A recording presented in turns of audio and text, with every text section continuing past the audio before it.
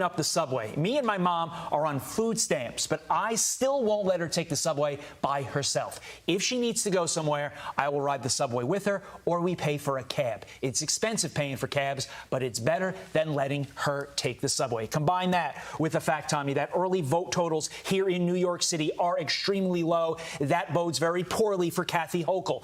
Does Lee Zeldin pull off the upset? I think so. You know, we don't ever want to be overly confident. We don't want to count our chickens before they hatch. But just like that person that you talked about, that New York City commuter, there are so many former Democrats out there that are going to vote Republican for the first time, and we hope for a long time, because they are sick and tired of Democrats ignoring the issues that they care about. Kathy Hochul saying that people that are focusing on crime are hyperventilating.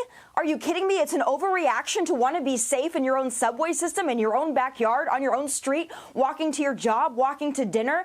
The American people are sick of being told that the things that they care about don't matter or an overreaction. And you're going to see a lot of first-time voters going red because they know that Republicans are not just about personality and social media. They're about getting things done, and they're about making sure that Americans feel safe, that they can actually afford things again. Those are the two issues people are going to vote for today. And I think it's going to be a big red wave to follow this red moon. Yeah, you're absolutely right, Tommy, about crime and the economy, energy prices as well, which is why it's so surprising that over the weekend the president said that he was going to shut down coal plants. And then listen to this interesting explanation from Karine Jean-Pierre as to why he may or may not have made that comment. Watch this. No one's building new coal plants because they can't rely on it.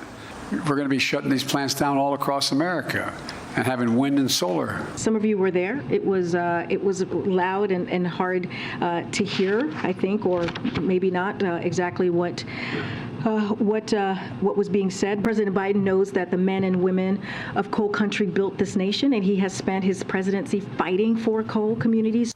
It was loud and hard to hear, Tommy. What do you think about that?